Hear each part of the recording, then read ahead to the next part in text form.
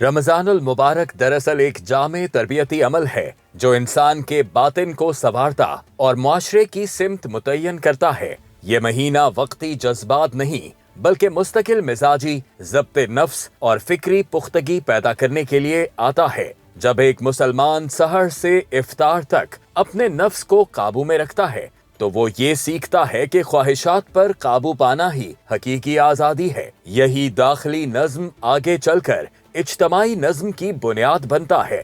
اللہ تعالیٰ فرماتا ہے، بے شک اللہ عدل اور احسان کا حکم دیتا ہے۔ یہ آیت واضح کرتی ہے کہ اسلام کی اصل روح عدل اور بھلائی پر قائم ہے۔ رمضان اسی عدل کے شعور کو زندہ کرتا ہے۔ جب انسان بھوک اور پیاس کے ذریعے کمزور طبقات کا درد محسوس کرتا ہے تو اس کے اندر انصاف اور ذمہ داری کا جذبہ بیدار ہوتا ہے۔ یہی صفات ایک صالح اور جوابدہ قیادت کی بنیاد بنتی ہیں۔ رمضان قرآن سے تعلق کو مضبوط کرتا ہے۔ نبی کریم صلی اللہ علیہ وآلہ وسلم رمضان میں حضرت جبرائیل علیہ السلام کے ساتھ قرآن مجید کا دور فرمایا کرتے تھے۔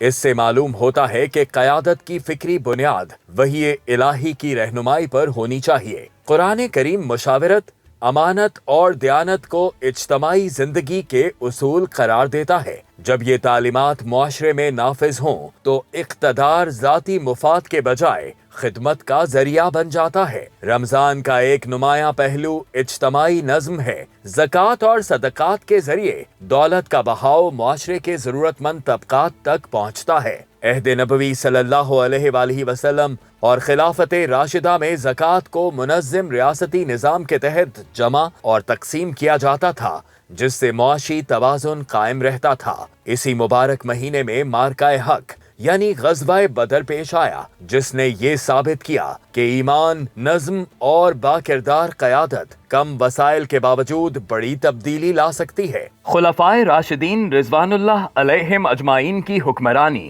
اسی روحانی تربیت کا عملی نمونہ تھی۔ انہوں نے اقتدار کو اعزاز نہیں بلکہ امانت سمجھا اور خود کو عوام کے سامنے جواب دے رکھا۔ یہ اس بات کا ثبوت ہے کہ رمضان کی تربیت فرد سے بڑھ کر نظام تک اثر انداز ہوتی ہے۔ آج اگر موجودہ عالمی حالات پر نظر ڈالی جائے تو مسلم دنیا کو ایک بار پھر اسی شعور کی ضرورت محسوس ہوتی ہے۔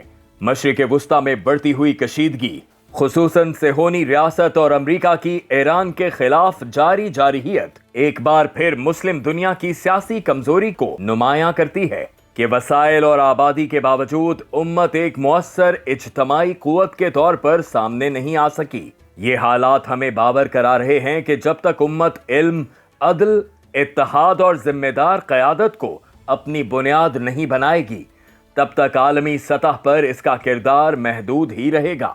لہٰذا رمضان ہمیں یہ پیغام دیتا ہے کہ حقیقی اصلاح نفس کی تطہیر سے شروع ہو کر اجتماعی قیادت تک پہنچتی ہے۔ جب عدل، احسان اور مشاورت اجتماعی زندگی کا حصہ بن جائیں تو امت مضبوط اور باشعور بن جاتی ہے، اور یہی شعور بالآخر خلافت علی منہاج النبوہ صلی اللہ علیہ وآلہ وسلم کے قیام کو یقینی بنائے گا۔